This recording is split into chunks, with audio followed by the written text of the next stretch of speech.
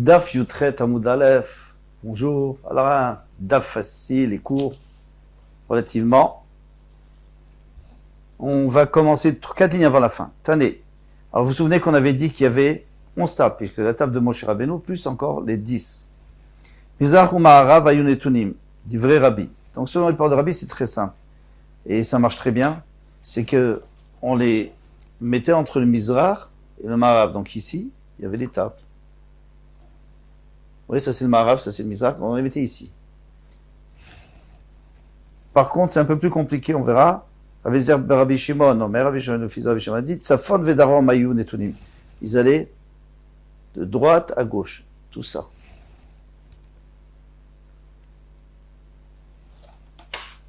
Alors, Man d'avant Mizrach ou Ma'arav nicha. Celui qui dit qu'on mettait du Mizrach ou Ma'arav, c'est-à-dire la longueur, puisque le Chal faisait 40 sur 20, 40 amot sur 20, on mettait dans la longueur. Et ça rentre. Pourquoi ça rentre? Parce que chaque table fait 2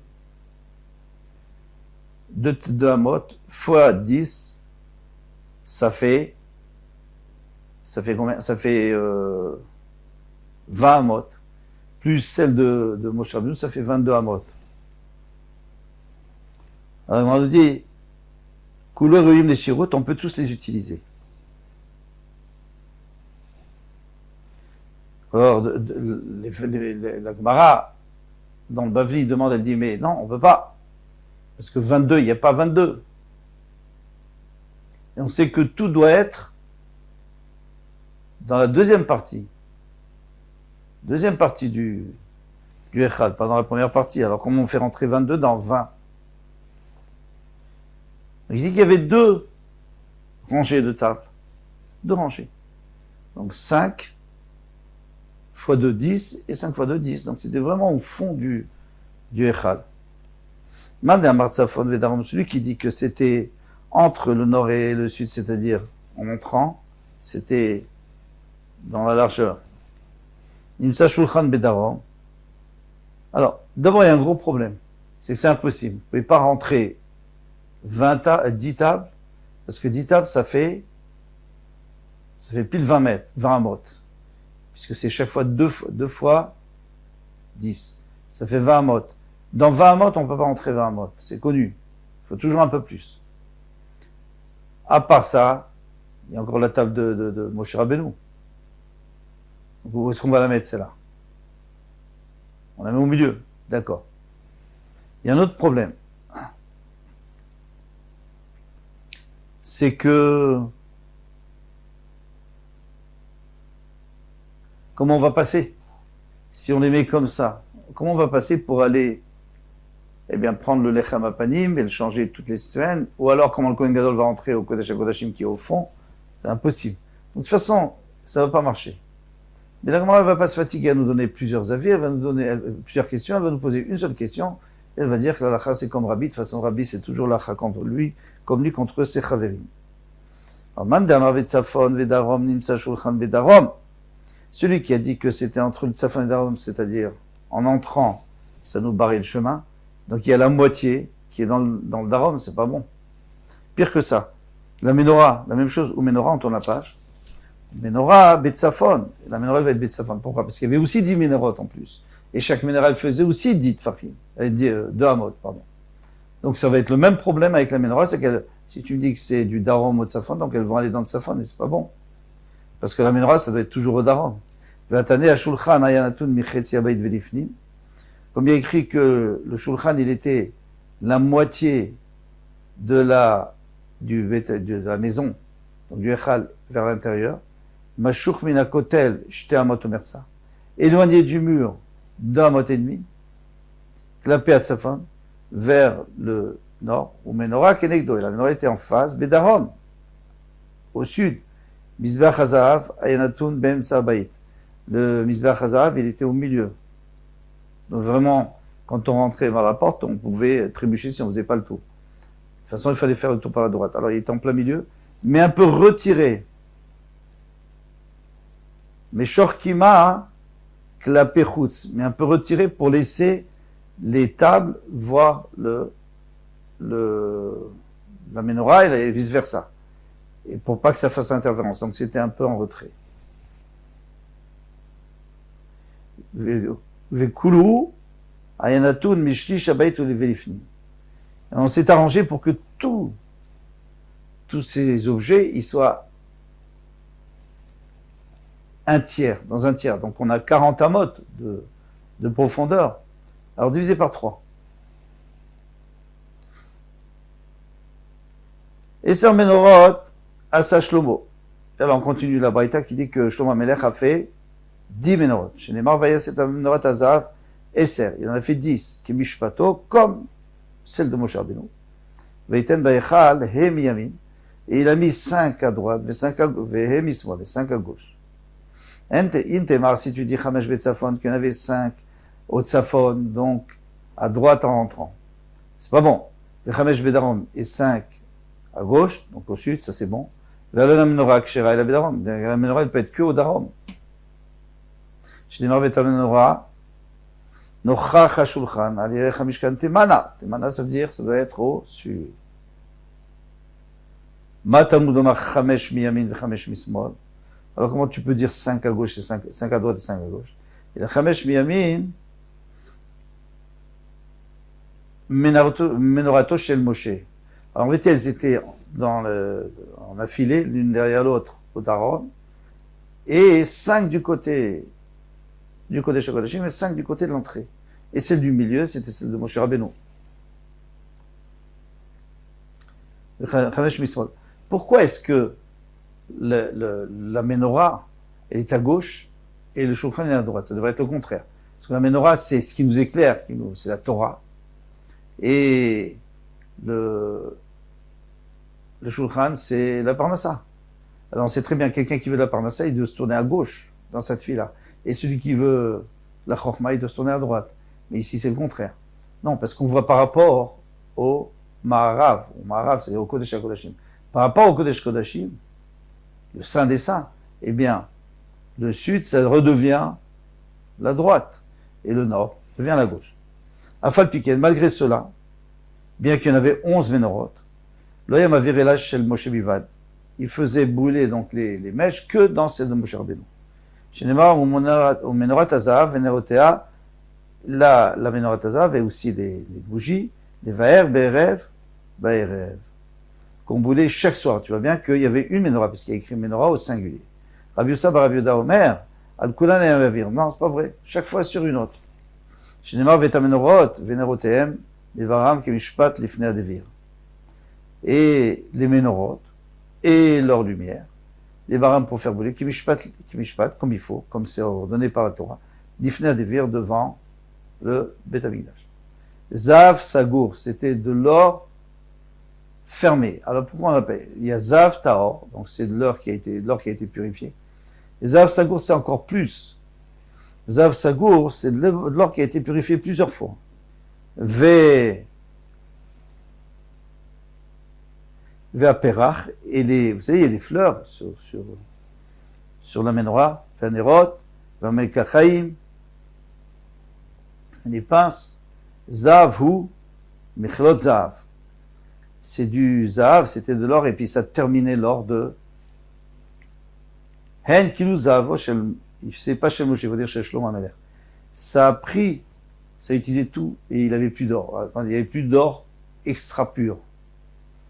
Mais il avait encore de l'or, bien sûr, il était très riche, Shlomo Amelech. Taner Rabbi Yehuda Beshem Assi, Aya Shlomo notel Elef Kikra Zav. Shlomo Amelech, comment il faisait pour purifier cet or? Sagour, ça veut dire quoi, Sagour? On avait dit fermé, ça veut dire quoi, fermé? Parce que l'or, il était enfermé très longtemps dans le creuset, dans le four à, si vous voulez, dans le four à or. Comment on faisait? On prenait de l'or, et il a pris 1000 kikars, 1000 gros morceaux d'or. Martissan Lacour, il a fait rentrer dans le creuset, au Motsian, Achuma Amidan Alechan. Et chaque fois, il le sortait, et chaque fois, les impuretés disparaissent, et après, on réchauffait une deuxième fois, et encore les impuretés, encore, et après, il restait que 1 sur 1000. Ça veut dire que c'était extrêmement pur. Les Kaïm Hachénémar, c'est pour accomplir ce qui est écrit, Kikar Zahav Taor, Asaota, il a fait Taor pur. Tania, on enseigne dans la Braïta, Rabbi aussi, Ben Rabbi Uda, le fait Rabbi Sonnen, Maaseh b'menorat zav, she'asa Moshe b'midbar. Vaïta iteradi dar zav. La menorah de Moshe Rabbeinu, elle avait un dinar en plus. C'est rien, c'est une toute petite pièce en plus. Mais lui, il voulait que ça soit exactement ce que la Torah a demandé. Elle a dit Kika. Ichnisu à la cour Shmonim Pam. 80 fois, on l'a repassé dans le four à or. Et le chasraklou. Et toujours, il restait toujours. C'est-à-dire que, alors je comprends pas, tu m'as dit que je t'en à chaque fois, ça descendait. Ça baissait de volume. Et là, tu me dis que 80 fois, et ça n'a pas baissé. Mais Yaout, il dit, c'est juste. Adelo yakum al-brare avechaser sagiam. Tant qu'il n'était pas totalement pur, et bien chaque fois, ça perdait beaucoup. Mindu kayam al-brare, mais dès qu'il était pur, lo chasakum, eh bien, il n'y a plus rien à brûler.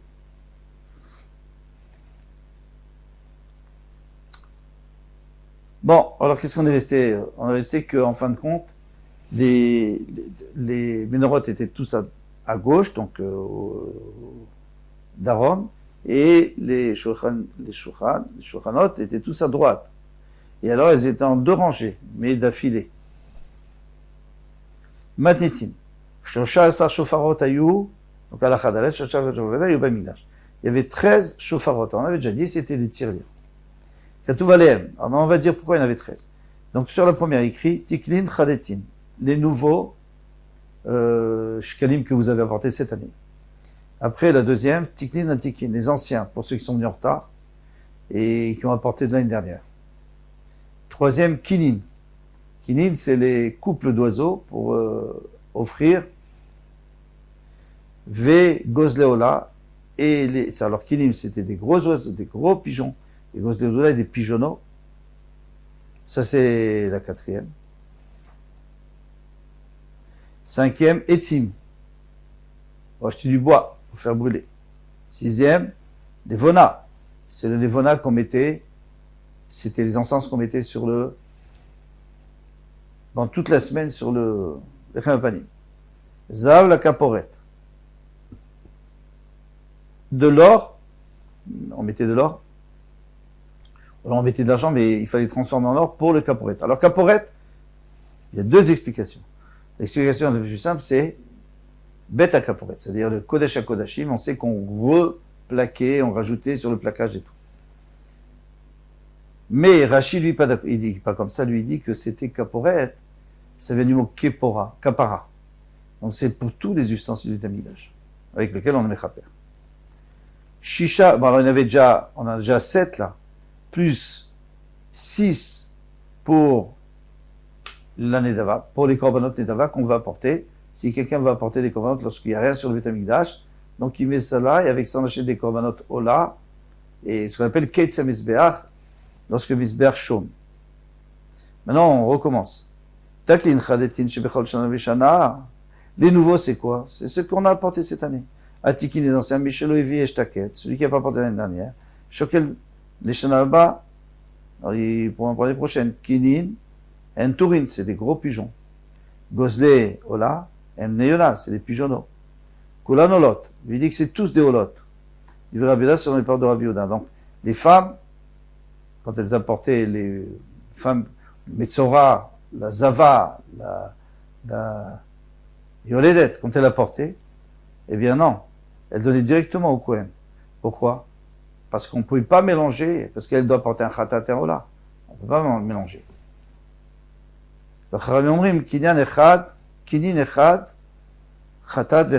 kinim, c'est soit khatat, soit ola. Donc, c'est-à-dire que la dame, elle pouvait mettre son argent pour acheter les 2 oiseaux, le couple d'oiseaux, un pour khatat, un pour ola. Ah oui, mais l'argent va se mélanger. Il y a l'argent de Léa qui va se mélanger avec l'argent de Rachel. Comment on fait? Alors, chacune enveloppée dans un tissu, dans un parchemin. Gozle Ola, Kulam Molot. Alors, les oisillons de Ola, c'est que pour des Olot. Et ici, ça va d'après qui? Non, tout le monde est d'accord que c'est parce que nous on avait discuté sur les kinines. Est-ce que c'était que Ola ou il y avait aussi Khatat? Mais Gozlola, c'est sûr que c'est des Olot que quelqu'un a apporté en Nedava. Un cadeau. Omer Arealai et Tzim le Ifrat Mishnek Zirim. Quelqu'un qui dit je m'engage à apporter des bois, donc c'est deux au moins, deux branches de bois. Les Vona, des bûches de bois, la taille de ce qu'on avait l'habitude de mettre au Mikdash. Les Vona, celui qui a dit les Vona, c'est-à-dire les encens, le Ifrat Mikometz, il ne faut pas moins qu'un kometz, une poignée. Zahav, de l'or, le Ifrat Midinar Zahav, pas moins qu'un dinar. Dinar, c'est la plus petite pièce d'or. Après, c'est plus bas, c'est en argent ou en cuivre. Shisha, les Nedava. Pourquoi il y en avait 6 pour les Nedava? Les Nedava Ma'ayos, qu'est-ce qu'ils avaient? Le Krim Baem Olot, on a acheté des Olot. Abassar Lachem, la viande c'est pour Hachem, on l'a fait brûler sur Misbeach. La chair, Ve, Orot la Kohanim. Les Kohanim pouvaient profiter parce qu'ils recevaient, comme dans tout Olot, ils recevaient la peau. Donc finalement, tout le monde profitait de ça. Zemidrash, Darash, Yoyada Kohen Gadol, voici ce que a été Doresh. Il a expliqué Yoyada Kohen Gadol. Hacham hu Hashum Hacham Lachem. Alors, c'est dire quoi? Que le Hacham, c'est Hashum Lachem, c'est pour Hachem. C'est pas vrai, le Hacham, c'est aussi pour les Kohanim. Zak, voici la règle. Kol Shiuba Mishum Khatat, ou Mishum Hashma, tout ce qui vient d'un Khatat, ou par exemple une faute, il a Karbaem Olot. Il va acheter avec des Olot, c'est-à-dire s'il reste, hein. Il avait mis de l'argent de côté, il a promis pour acheter un Hacham ou un Ola, il lui restait, alors on va l'apporter en Olot. Abassar l'Hachem, et à ce moment-là, la chair, ce sera pour Hachem, puisqu'on va l'apporter sur Misbeach, on va brûler l'Holocauste, va Orot les Kohanim, mais les pots, ça sera aux Kohanim. Nimtseu Shne Ktuvim Kayamin. Alors maintenant, on va comprendre les deux psukim. Hacham l'Hachem, et Hacham la Kohen, parce qu'avant, il y avait une petite contradiction. Puisque tu me disais, pour le Kohen et pour, tu me disais que c'était un Hacham. Un Hacham, tout le monde sait que c'est pour le Kohen. La nourriture. Et maintenant, tu me dis que c'est un Ola. C'est Hachem l'Hachem, c'est pour Hachem. Alors, si c'est pour Hachem, alors c'est pas pour les Kohanim. Tu dis non. La nourriture pour Hachem et les pots pour les Kohanim. Veomer, Kesef Hacham, Ve Kesef Khatat, Lo Yuvavet Hachem. La Kohanim Yiyu. Eh bien, le Pasuk nous dit aussi que si, par exemple, Kesef, l'argent du Hacham et du Kesef du Khatat, Lo Yuvavet Hachem, il ne devra pas être apporté à Hachem, et là, les Kohanim Yiyu, ils seront pour les Kohanim. C'est pas possible que tu lui donnes à un Kohen l'argent lorsque quelqu'un a fauté. Donc il faut dire que ils vont prendre les pots, donc ils vont aussi en profiter. Ça répond aussi à cette question. Quand tout va bientôt, présente Hachem.